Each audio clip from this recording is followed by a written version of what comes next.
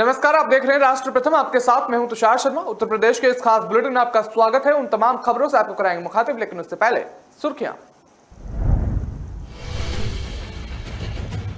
चुनाव से पहले मायावती एक्टिव, संगठन, पार्टी और कैडर मीटिंग पर दिए खास निर्देश। आरएसएस बीजेपी पर भी साधा निशाना। रीवा सड़क हादसे में सीएम योगी ने जताया दुख, मृतकों और घायलों के परिजन को दिए मुआवजे का ऐलान। लोकसभा चुनाव पर ओम प्रकाश राजभर का ऐलान। यूपी बिहार की कितनी सीटों पर चुनाव लड़ेगी सुबह सपा। काशीनगर में ट्रेन के अंदर लोगों का रास्ता रोककर पढ़ी जा रही नमाज। बीजेपी के पूर्व विधायक ने बनाया वीडियो, सोशल मीडिया पर हुआ वायरल। पैसे के लिए जीआरपी जवानों ने चलती ट्रेनों से यात्री को फेंका नीचे, यात्री की हुई मौके पर मौत।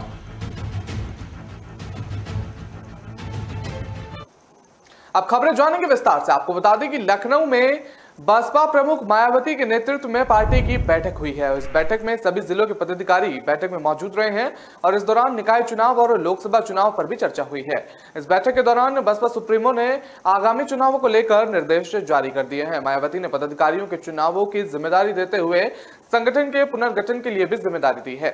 इस दौरान मायावती ने कहा है कि बीएसपी धन्ना स्रोत्रों की पार्टी नहीं है और नेता अपने क्षेत्र में छोटी छोटी बैठक करके जनता को जोड़ें, वो निष्ठा के साथ पार्टी में काम करें। मायावती ने आगामी निकाय चुनाव के मद्देनजर पार्टी संगठन के पुनर्गठन के बाद वरिष्ठ लोगों को नई जिम्मेदारी दी और इसके अलावा पार्टी अधिकारी को पूरा मुस्तैदी के साथ चुनाव लड़ने के निर्देश दिए। मायावती ने सर्व समाज में पार्टी के जनाधार को तेजी से बढ़ाकर बीजेपी का सही और सार्थक विकल्प बनाने के लिए कहा। उन्होंने पार्टी के मशीनरी कार्य को लिए छोटे छोटे कैडर मीटिंग करने के जोर दिए हैं और साथ ही मायावती ने कहा है कि बीजेपी को सत्ता सौंपकर अच्छे दिन पाने का लोगों का अनुभव काफी खराब और लोग इससे दुखी हैं। बता दें कि मायावती ने कहा कि महंगाई, गरीबी, बेरोजगारी, हिंसा, तनाव से ध्यान बांटने के लिए आरएसएस अब जनसंख्या नीति और धर्मांतरण का बेसुरा राग आलाप रही है और ये बीजेपी सरकार की विफलता से ध्यान हटाने की सोची समझी रणनीति है। मायावती ने प्रदेश की कानून व्यवस्था पर सवाल उठाए हैं। इसके अलावा मायावती ने विशेष सदस्यता अभियान की प्रगति रिपोर्ट ली है। इसके साथ ही निकाय चुनाव के मद्देनजर फिलहाल सदस्यता अभियान को स्थगित रखने के निर्देश दिए। मायावती ने अपने जन्म दिवस 15 जनवरी को लेकर भी निर्देश दिए हैं। पार्टी के लोगों को कीमती उपहार, तोहफे लेकर आने पर प्रतिबंधित लगाई है और बता दें उन्होंने कहा है कि पार्टी और मूवमेंट के हित में हमेशा की तरह सीधे तौर पर आर्थिक सहयोग देना बेहतर होगा, जिससे चुनाव के खर्च की भरपाई की जा सके।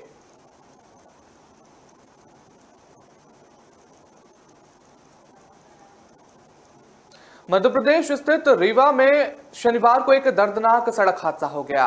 यहां सुहागी हिल्स के पास बस और ट्रॉली की जबरदस्त तरीके से टक्कर हो गई। इसमें 15 की मौत हो गई मौके पर, जबकि इसमें 40 लोग गंभीर बताए रूप से घायल बताए जा रहे हैं। इस बस हादसे में त्योहारों के दौरान लोग हैदराबाद से गोरखपुर जा रहे थे। इस बस में सवार सभी लोग उत्तर प्रदेश में रहने वाले हैं और वहीं इस हादसे को लेकर सीएम योगी आदित्यनाथ ने दुख जताते हुए मुआवजे का ऐलान कर दिया है।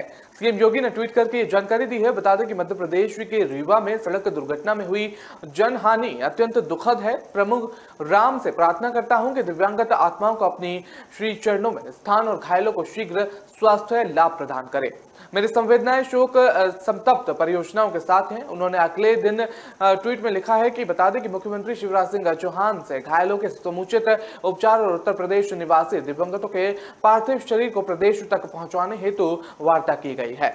प्रदेश निवासी दिव्यांगतों के परिजनों को 2 से 2 लाख और गंभीर घायलों को 50 से 50 हजार सहायता राशि प्रदान करने हेतु निर्देश दिए गए हैं। वहीं सड़क हादसे के बाद मध्य प्रदेश के मुख्यमंत्री शिवराज सिंह चौहान और यूपी के सीएम योगी आदित्यनाथ के बीच बातचीत हुई है। सीएम योगी आदित्यनाथ ने बताया है कि मृतकों का शव प्रयागराज भेजा जाएगा और उन्होंने ट्वीट कर लिखा है कि रीवा में हैदराबाद से गोरखपुर जा रही यात्री बस के दुर्घटनाग्रस्त होने का दुखद समाचार प्राप्त हुआ था। इस अत्यंत हृदय विदारक घटना में दिव्यांगत आत्माओं के प्रति मैं श्रद्धांजलि अर्पित करता हूं। ओम शांति।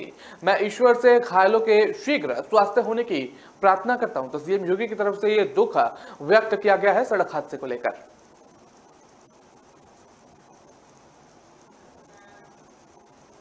यूपी के बलिया में सुहेलदेव भारतीय समाज पार्टी के मुखिया ओम प्रकाश राजभर की सावधान यात्रा शुक्रवार को रतसड़ कला में पहुंच चुकी है। यहां सुसभा अध्यक्ष ने एक जनसभा की और वहां ओम प्रकाश राजभर ने मीडिया के सवालों के जवाब में कहा कि हम जनता को सावधान कर रहे हैं कि अपने हक के लिए लड़ो। हम जनता से समझौता करेंगे। 2024 के चुनाव में हम 2 सीट पर यहां लड़ेंगे और 2 सीटों वहां बिहार से लड़ेंगे। जैसे यूपी में हमारी आबादी है वैसे बिहार में भी हमारी आबादी है। वहीं सुबह सपा सुप्रीमो ने योगी सरकार के मंत्री पर चुटकी लेते हुए कहा कि वो अभी बच्चा है और राजनीति में कच्चा है, अभी उसको राजनीति सीखनी पड़ेगी। अभी सपा में था तो कुछ सीखा, अमर सिंह के साथ था तो कुछ और सीखा, अब यहां आकर सब सीख रहा है। यही नहीं, ओम प्रकाश राजभर ने बीजेपी को आड़े हाथों लेते हुए कहा, यहां तक कि ये कह डाला कि प्रदेश और देश का इतिहास रहा है कि आज भी बीजेपी अकेले सरकार बनाने की हैसियत में नहीं है। 50 दलों को मिलाकर सरकार है, यूपी में 3 दलों को मिलाकर सरकार है। ओम प्रकाश राजभर ने कहा कि चुनाव के समय गठबंधन होते हैं, सरकार बन गई तो गठबंधन चलता है और नहीं बनी तो गठबंधन खत्म हो जाता है। राजभर ने कांग्रेस पर हमला बोलते हुए कहा कि यूपी में कांग्रेस का वोटर नहीं बचा है, जो था वो बसपा, सपा और बीजेपी के साथ चला गया है और जो कुछ बचे हैं कांग्रेस पार्टी उसी पर भी जोर लगा रही है। वहीं कांग्रेस नेता पूर्व गृह मंत्री शिवराज पाटिल द्वारा गीता में श्री कृष्ण द्वारा अर्जुन को जिहाद का पाठ पढ़ाए जाने के बयान के सवाल पर सुहेलदेव भारतीय समाज पार्टी के अध्यक्ष ओम प्रकाश राजभर ने कहा कि 40 साल देश में जब कांग्रेस की सरकार थी तब नहीं बताया था कि पढ़ाया था, अब सरकार चली गई। अब देख रहे हैं कि उत्तर प्रदेश में 2 एमएलए बचे हैं और वो जो मर्जी वो बोले, जनता सुनने को कतई भी तैयार नहीं है।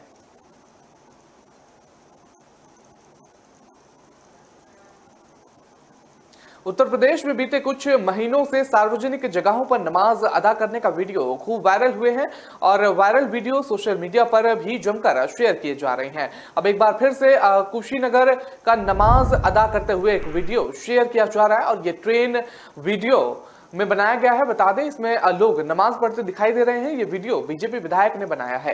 दरअसल कुशीनगर में ट्रेन के स्लीपर कोच का एक वीडियो सोशल मीडिया पर खूब वायरल हो रहा है। वीडियो में ट्रेन के गलियारे कुछ लोग नमाज पढ़ते हुए दिखाई दे रहे हैं। ये ट्रेन गड्ढा रेलवे स्टेशन पर खड़ी थी, तभी ये नमाज पढ़ी जा रही थी और वीडियो में दिख रहा है कि लोग का रास्ता रोक कर नमाज अदा की जा रही है। वीडियो में चादर बिछाकर नमाज पढ़ी जा रही है। ये वीडियो बीजेपी के पूर्व विधायक ने खुद ही बना लिया और इसे शेयर कर दिया। बीजेपी के इस पूर्व विधायक का नाम दीपलाल भारती बताया जा रहा है। जिस ट्रेन में नमाज पढ़ी जा रही है उसका नाम सत्याग्रह एक्सप्रेस बताया जा रहा है, जिसकी गाड़ी संख्या 15273 है और वीडियो में कुछ लोग चादर बिछाकर नमाज अदा करते देखे जा रहे हैं।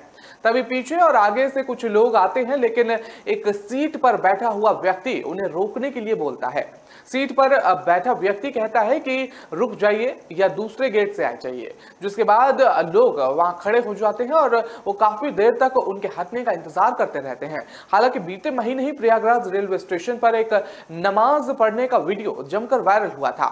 इसमें पहले लखनऊ के लुल्लू मॉल में भी नमाज पढ़ने का वीडियो काफी वायरल हुआ था और जिसमें इसको लेकर काफी राजनीतिक बयानबाजी भी हुई थी, जिसके बाद सीएम योगी आदित्यनाथ ने अधिकारियों से ऐसा मामले में कार्रवाई करने की भी बात कही थी। तो आप वीडियो देखिए किस तरह से ये ट्रेन में नमाज अदा की जा रही है और लोगों का रास्ता रोककर ये नमाज अदा की जा रही है। इसमें देखिए लोगों को कितनी भारी परेशानी का सामना करना पड़ रहा है। दोनों तरफा लोगों का जमावड़ा सा लग गया है और देखिए ट्रेन के बीच के गलियारे में किस तरह से नमाज अदा की जा रही है। लोगों को इसको चलते भारी परेशानी का सामना करना पड़ा। सत्याग्रह एक्सप्रेस ट्रेन है ये और जिस तरह से ये वायरल वीडियो होते रहे हैं, इसको लेकर पीछे भी एक वीडियो वायरल हुआ था जहां प्रयागराज स्टेशन पर ये मामला सामने आया था। इसको लेकर सीएम योगी ने आदेश भी जारी किए थे। तो ये ट्रेन में एक वीडियो वायरल हुआ है, चलती ट्रेन की ये वीडियो है। देखिए किस तरह से लोग नमाज अदा करते दिख रहे हैं और लोगों को भारी परेशानी का इसमें सामना करना पड़ रहा है।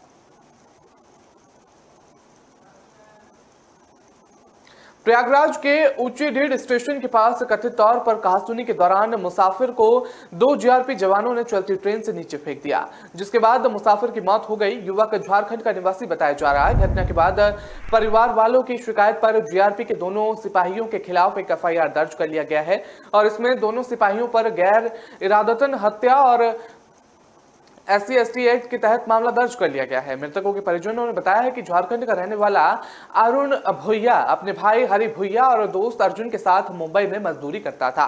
दीपावली का त्योहार मनाने के लिए तीनों ट्रेन से झारखंड आ रहे थे। मृतक के भाई और दोस्त ने बताया कि स्टेशन देर से पहुंचने की वजह से तीनों टिकट नहीं ले सके। उन्होंने ट्रेन में TTI से टिकट बनवाया था और जनरल बोगी में यात्रा कर रहे थे। इस दौरान प्रयागराज के उच्चीढीर स्टेशन के पास GRP के सिपाहियों के साथ ट्रेन टिकट को लेकर अरुण भुइया से कहासुनी हुई और GRP के साथ कहासुनी के दौरान अरुण भुइया गेट के पास खड़ा हो गया, जिसके बाद कथित तौर पर यह विवाद होने पर GRP के सिपाहियों ने अरुण को चलती ट्रेन से धक्का दे दिया। अरुण को ट्रेन से गिरने की खबर पूरे बोगी में फैल गई और इसके बाद ट्रेन में मौजूदा मुसाफिरों ने हंगामा शुरू कर दिया और चेन पुलिंग करने के ट्रेन को रोक दिया। और मीडिया रिपोर्ट्स के मुताबिक यह घटना रात 9 बजे की बताई जा रही है। मृतक के भाई और दोस्त ने बताया है कि दोनों GRP जवान 200 रुपए की वसूली भी की थी। दोनों सिपाहियों और रुपए मांग रहे थे और इस घटना के बाद GRP के सिपाही कृष्ण कुमार सिंह और आलोक कुमार पांडे के खिलाफ मामला दर्ज कर लिया गया है।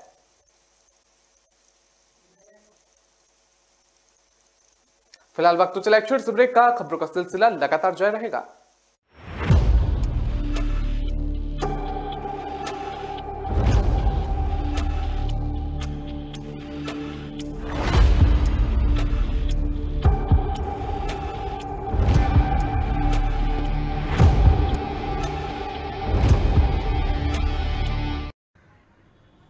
कौन सी दुकान से? अपनी दुकान अपने Amazon से। हुडी से रुमाल तक, टीवी इन द हॉल तक, जीते हैं हम शान से। सब कुछ Amazon से। क्या क्या मिल सकता है विदिन 500। हर बजट में ढेर सारी चॉइसेस देख लो और पहले ऑर्डर पे तो डिलीवरी भी फ्री। फिर तो और दिखाओ। Amazon के भरोसे के साथ हर बजट में जो चाहो वो पाओ। फिर Amazon खुलते ही दिल कहेगा और दिखाओ।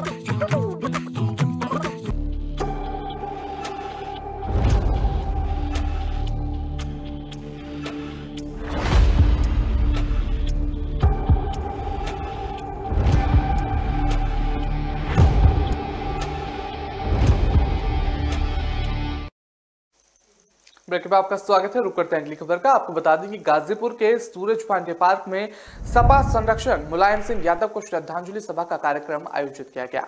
इस दौरान गाजीपुर के सांसद अफजल अंसारी ने कहा कि मुलायम सिंह यादव नेता नहीं बल्कि नेता बनाने की फैक्ट्री थे। सांसद ने बताया कि 1991 में उनके ऊपर विपत्ति आई थी और 1993 में उन्होंने मुलायम सिंह यादव के विपक्ष के पार्टी से चुनाव लड़कर चुनाव जीता था। इसके बावजूद नेताजी ने उनकी मदद की थी और उस मामले में जांच कमेटी की रिपोर्ट के बाद जनपद के कई अधिकारियों पर डकैती का मुकदमा दर्ज किया हुआ था। समाजवादी पार्टी के संरक्षक मुलायम सिंह यादव का पिछले दिनों निधन हुआ था और उनके सम्मान में जनपद के कई जगहों पर श्रद्धांजलि सभा का आयोजन किया गया था। गाजीपुर के सूरज पांडे पार्क में समाजवादी पार्टी की तरफ से सर्वदलीय श्रद्धांजलि सभा का आयोजन किया गया था, जिसमें सभी राजनीतिक दल के नेता शामिल हुए। इसी क्रम में गाजीपुर के सांसद ने नेताजी के जीवन पर प्रकाश डालते हुए कहा कि नेताजी ऐसे व्यक्ति थे जो बहुत सारे लोगों को विधानसभा और लोकसभा तक पहुंचाया। जिन्होंने ग्राम प्रधान बनाने की उम्मीद नहीं थी, उन लोगों को विधानसभा और लोकसभा तक पहुंचाया। कुल मिलाकर नेताजी को नेता बनाने की फैक्ट्री भी कह सकते हैं। सांसद अफजल अंसारी ने कहा कि 1991 में मैं दूसरे पार्टी का विधायक हुआ करता था। उस समय हमारे ऊपर विपत्ति आई थी। 1992 में मुलायम सिंह यादव गाजीपुर में एक विशाल रैली करने आए थे। उन्होंने रैली के दौरान अफजल अंसारी को मदद की बात कही थी। उस मामले में जांच कमेटी के द्वारा जांच किया गया और जांच रिपोर्ट के आधार पर राज्यपाल के आदेश पर गाजीपुर के बहुत सारे अधिकारियों पर डकैती का मुकदमा दर्ज किया गया था।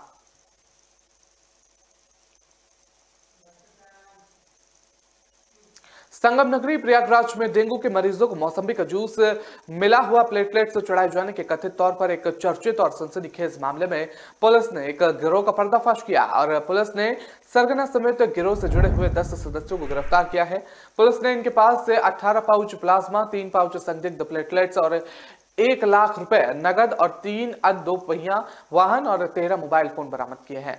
डीएम संजय कुमार खत्री और एसडीएम शैलेंद्र कुमार पांडे का दावा है कि गिरोह के लोग ब्लड बैंकों से प्लाज्मा हासिल किया करते थे और हर पाउच में 350 ml प्लाज्मा रहता था। इसके बाद ये सिरिंज से प्लाज्मा को दूसरे पाउच में भर दिया करते थे। ये पाउच 50 ml के दूसरे पाउच में प्लाज्मा को भरने के बाद उसे प्लेटलेट्स बता कर देते थे और प्लाज्मा के पाउच में जिस जगह सिरिंज का इस्तेमाल किया जाता था वहां ये लोग शहर के नामचीन अस्पतालों के नाम से फर्जी स्टिकर चिपका दिया करते थे। इसके साथ ही जरूरतमंदों को अस्पताल की फर्जी रसीदें भी दिया करते थे। अफसरों के मुताबिक प्लाज्मा को प्लेटलेट्स बताकर गिरोह के लोग इसे हजारों रुपए की ऊंची कीमतों पर जरूरतमंदों को बेच दिया करते थे। प्लेटलेट्स में मौसम्बी का जूस मिलाए जाने के आरोपी पर अफसरों का कहना था कि गिरोह के पास से बरामद हुए संदिग्ध प्लेटलेट्स पाउच को जांच के लिए लैब भेजा गया है और लैब की रिपोर्ट आने के बाद ही ये साफ होगा कि प्लेटलेट्स की मात्रा बढ़ाए जाने के इसमें मौसम्बी का जूस मिलाया जाता था या कुछ और, या फिर सिर्फ प्लाज्मा को ही प्लेटलेट्स बताकर उसे डेंगू मरीजों के परिवार वालों को बेच दिया करता थे। और हालांकि अफसरों ने यह दावा जरूर किया है कि गिरफ्तार किए गए आरोपियों ने मौसम्बी का जूस मिलाए जाने के दावे से पूरी तरह से इनकार किया है। अफसरों का कहना है कि पूरी सच्चाई लैब रिपोर्ट के सामने आने के बाद ही पता चल पाएगी। तो ये पूरा मामला सामने आया है।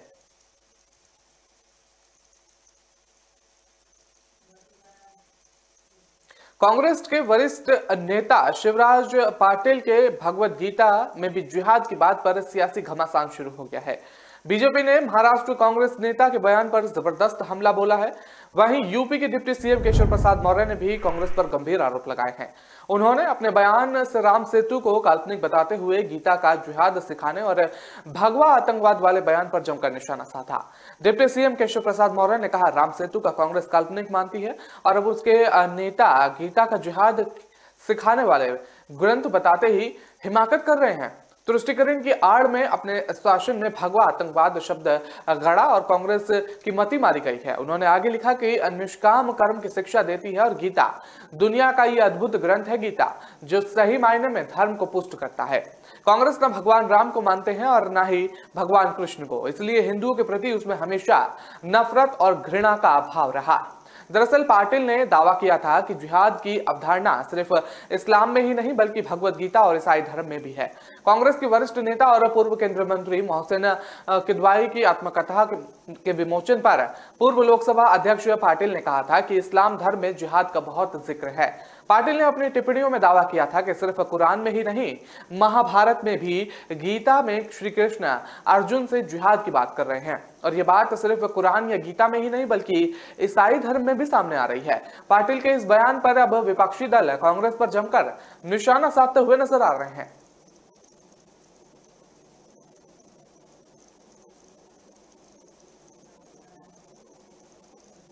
पुलिस स्मृति दिवस के अवसर पर CM Yogi Adityanath police line में आयोजित कार्यक्रम में पहुंचे और उन्होंने शहीदों को श्रद्धांजलि दी। इस अवसर पर सीएम योगी ने पुलिस विभाग को लेकर कई घोषणाएं भी की और मुख्यमंत्री ने पुलिसकर्मियों को अब तक मिल रहे 200 रुपए साइकिल भत्ते को बढ़ाकर 500 रुपए मोटरसाइकिल भत्ता देने की घोषणा की। इसके साथ ही पुलिस विभाग को ई पेंशन पोर्टल की सेवाएं का आभार दिया है। और बता दें कि दिवाली से ठीक पहले पुलिस के जवानों के बीच मौजूदा मुख्यमंत्री ने पुलिसकर्मियों की सहूलियत को देखते हुए 5 लाख से अधिक चिकित्सा खर्च प्रतिपूर्ति की स्वीकृति पुलिस महानिदेशक स्तर से होने की घोषणा भी की। उन्होंने कहा कि अभी तक इसके लिए शासन स्तर पर कार्रवाई होती है, जिससे बिना वजह देरी होती थी। सीएम योगी ने कानून का राज बनाए रखने में यूपी पुलिस की योगदान की सराहना की और उन्होंने कहा कि अपराध और अपराधियों के खिलाफ सरकार की जीरो टॉलरेंस की नीति और पुलिस की सक्रियता का परिणाम है कि आज उत्तर प्रदेश में संगठित अपराध समाप्त हो गया है। ऐसे अपराधी या तो जेल में बंद है अथवा गिरफ्तारी के दौरान मारे गए हैं। सीएम ने कहा कि आज जवानों के परिजनों की सरकार हर जरूरत पूरी कर रही है और सीएम योगी ने पुलिस के जवानों की तारीफ करते हुए कहा कि कोरोना के बीच उन्होंने अभूतपूर्व परिश्रम किया। कोरोना पॉजिटिव भी हुए लेकिन सेवा पथ नहीं छोड़ा। सीएम योगी ने कहा कि कोरोना के दौरान 45 पुलिसकर्मियों का देहांत भी हुआ, जिनसे परिजनों के नियम अनुसार नौकरी और 22 करोड़ 50 लाख रुपए का भुगतान भी किया गया। यही नहीं, केंद्रीय अर्धसैनिक बल और भारतीय सेना आदि में सेवारत उत्तर प्रदेश मूल के शहीद 581 जवानों के आश्रितों को 141.9 करोड़ की सहायता राशि दी जा चुकी है।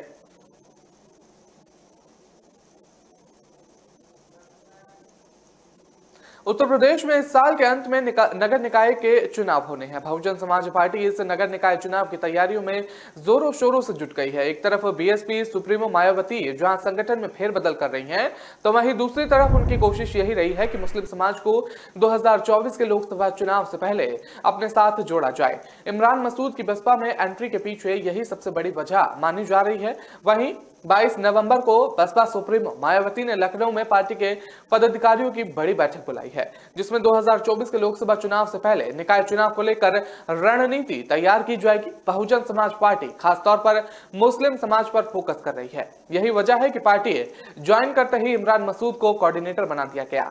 इसके जरिए भी यही संदेश दिया जा रहा है कि यूपी में मुस्लिम समाज का अगर कोई सबसे बड़ा हितैषी है तो वो बसपा है, सपा नहीं। जाहिर है कि इसके जरिए बसपा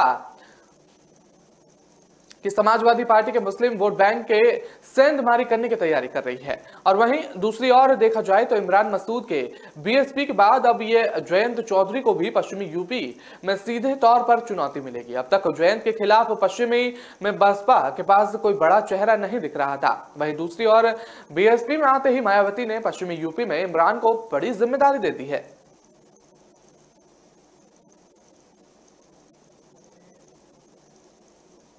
फिलहाल वक्त तो चला एक छोटे से ब्रेक का। खबरों का सिलसिला लगातार जारी रहेगा।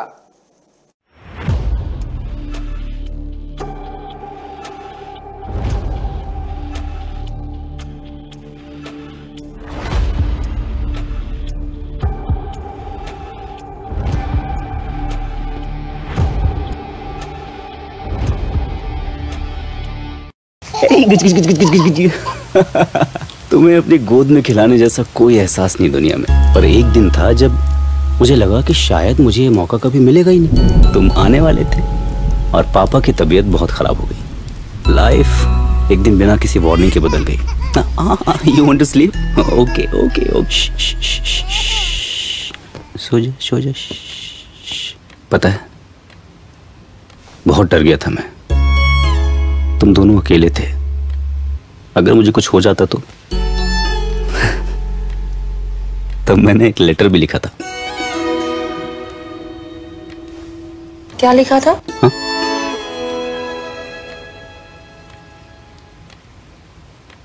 लिखा था कि मैं अभी तक तुमसे मिला भी नहीं हूं और I love you so much already. मैं तुम्हें बड़ा होते हुए देखना चाहता था। लाइफ का शायद कोई और ही प्लान था। अरे, तुम दोनों को कभी मेरी कमी महसूस ना हो, इसलिए मैंने सब कुछ प्लान कर लिया है। लाइफ कब और कैसे बदल जाए ये किसी को नहीं पता, इसलिए अपनों का फ्यूचर आज ही सिक्योर करें HDFC लाइफ टर्म प्लान्स के साथ। HDFC लाइफ, सर उठा के जियो।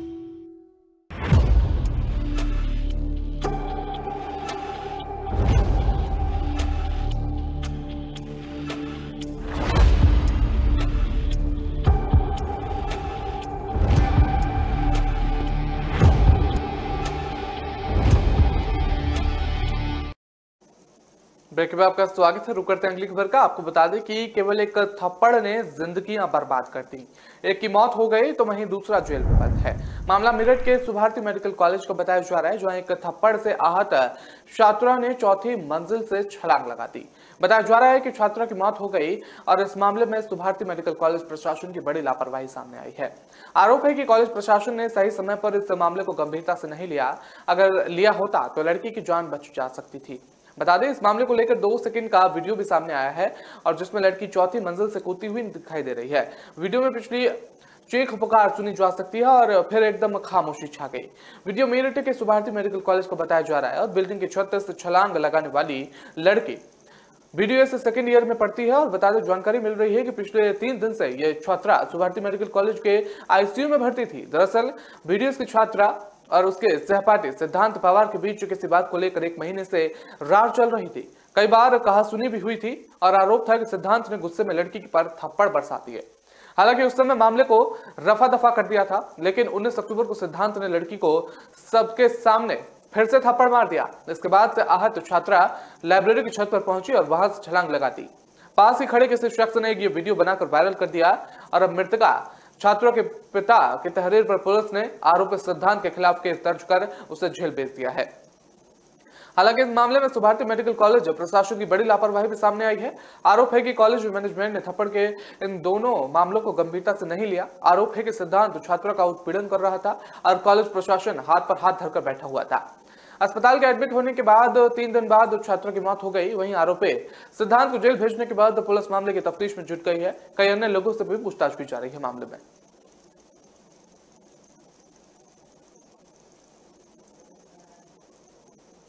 नोएडा पुलिस ने होटल कमरे में वीडियो बनाने वाले गिरोह का पर्दाफाश किया है। नोएडा सेंट्रल के एडीसीपी साद मियां खान ने बताया है कि फेज 3 पुलिस स्टेशन में सूचना मिली थी कि एक कपल किसी होटल में रुके थे। वहीं कुछ समय बाद उन्हें होटल में रुकने का वीडियो भी मिला था। उसे वायरल करने की धमकी देकर रंगदारी की मांग की गई और इस मामले में पुलिस ने जांच की और 4 लोगों को गिरफ्तार कर लिया। पूछताछ के दौरान आरोपी ने खुलासा किया है कि वो कुछ दिन पहले उसी होटल के कमरे में रुके थे और वहां कैमरा लगाया हुआ था। बाद में जब कपल वहां आए तो उन्होंने उनका वीडियो रिकॉर्ड किया और रंगदारी की मांग की गई। और बता दें कि एडीसीपी ने आगे बताया है कि पुलिस जांच में आरोपी ने एक गिरोह के बारे में बताया जो बैंक पासबुक और सिम, एटीएम और अन्य बैंक सुविधाओं से युक्त किट की आपूर्ति करता है। इसमें 2 व्यक्ति शामिल पाए गए हैं जिनमें से एक को गिरफ्तार कर लिया गया है। गिरफ्तार शख्स का जामताड़ा से संबंधित बताया जा रहा है। इसके अलावा आरोपी ने खुलासा किया है कि उन्हें हाल ही में एक कॉल सेंटर चलाने वाले अनुराग को एक किट बेची थी। अनुराग 3 अवैध कॉल सेंटर चला रहा था, ड्यूटी फ्री डिस्काउंट आईफोन बेच रहा था। उसे गिरफ्तार कर लिया गया है और लैपटॉप सहित विभिन्न सामग्री जब्त कर ली गई है मामले में।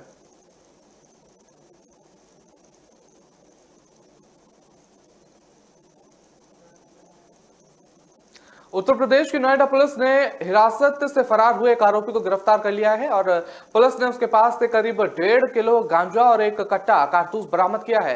दूसरी बार उसे नोएडा सेक्टर 8 से गिरफ्तार कर लिया गया है। ये व्यक्ति पुलिस हिरासत से शौच के बहाने शौचालय से फरार हुआ था। घटना के समय उसके साथ एक पुलिस कांस्टेबल भी मौजूद था। अधिकारियों ने कांस्टेबल को निलंबित कर दिया गया है और फिर गिरफ्तारी किए जाने के बाद आरोपी के खिलाफ एनडीपीएस एक्ट के तहत आईपीसी की विभिन्न धाराओं के मामला दर्ज कर लिया गया है। नोएडा पुलिस की डीसीपी आशुतोष द्विवेदी ने बताया है कि गिरफ्तार किए गए आरोपी का नाम भीष्म सिंह बताया जा रहा है। वहीं बिहार के सिवान का रहने वाला वो आरोपी बताया जा रहा है। अभी वो नोएडा के बरोला गांव में रहने का बताया जा रहा है और वहीं उसे नारकोटिक्स एक्ट के तहत गिरफ्तार कर लिया गया है। जब वो पुलिस हिरासत से फरार हुआ था तो उसे फेज 1 पुलिस थाना ले जाया गया था और दोपहर वो शौचालय गया हुआ था और वहां से पुलिस कांस्टेबल को चकमा देकर मौके से फरार हो गया था। बाद में घटना के समय उसके साथ मौजूदा कांस्टेबल को निलंबित कर दिया है। वहां भागकर हरोला चला गया था जो कि नोएडा का एक व्यस्त बाजार है। मुखाबिर से मिली सूचना के आधार पर पुलिस ने उन्हें सेक्टर 8 से फिर से गिरफ्तार कर लिया है और उस पर एक जर्जर इमारत से गिरफ्तार किया गया है। पुलिस अधिकारियों का कहना है कि गिरफ्तारी के बाद उसके खिलाफ narcotics, drugs and NDPS act के तहत आईपीसी की धारा 223 द्वारा और धारा 224 के तहत मामला दर्ज कर लिया गया है।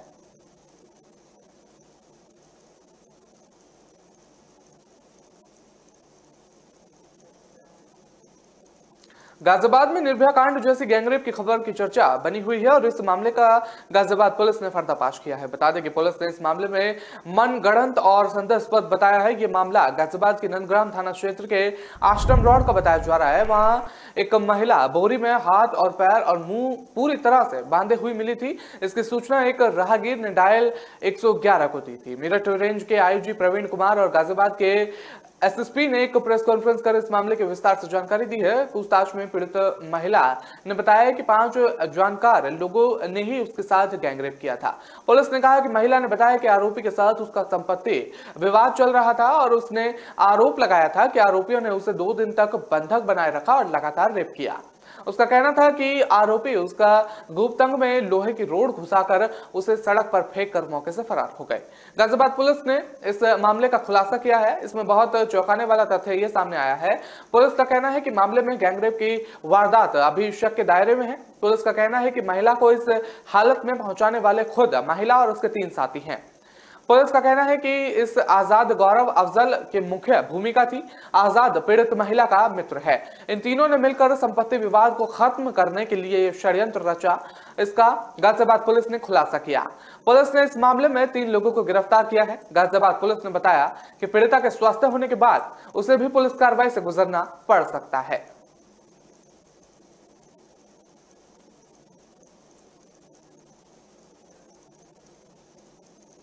नोएडा में एक सोसाइटी में अपार्टमेंट ऑनर्स एसोसिएशन के चुनाव को लेकर हाई वोल्टेज ड्रामा शुरू हुआ। यहां सोसाइटी के कुछ लोग और गार्ड्स के बीच मारपीट होते देखी जा सकती है। इस पूरी घटना का वीडियो भी सामने आया है जो सोशल मीडिया पर खूब वायरल हो रहा है। मामला सेक्टर 78 का हाइट पार्क सोसाइटी का बताया जा रहा है। वहीं सोसाइटी के लोगों ने गार्ड्स के खिलाफ थाना सेक्टर 113 में शिकायत दर्ज कराई थी। मीडिया रिपोर्ट्स के मुताबिक एओई के चुनाव को लेकर हाइट पार्क सोसाइटी में पिछले कुछ दिनों से माहौल गरमाया हुआ है और सोसाइटी के लोगों का कहना है कि एओई की पूर्व टीम के बिना चुनाव खुद को निर्विरोध चुन लिया गया, जिसके बाद सोसाइटी ने दोबारा चुनाव करवाए।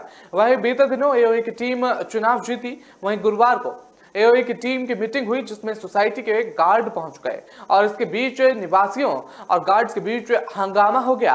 रेजिडेंट्स का आरोप है कि गार्ड ने उनके साथ मारपीट की। सामने आई घटना का वीडियो, एक और गार्ड और एक समूह दिख रहा है तो दूसरी तरफ रेजिडेंट्स का समूह दिख रहा है। दोनों के बीच चिल्लम चिल्ले के साथ मारपीट होती देखी जा रही है। वीडियो में कुछ रेजिडेंट्स महिलाएं गार्ड समूह की महिलाओं के बाल खींचते हुए उनके साथ धक्का मुक्की कर रहे हैं। महिला की शिकायत मिलने के बाद पुलिस ने 2 गार्डों को हिरासत में लिया है और सीसीटीवी फुटेज के आधार पर कार्रवाई की बात कही है।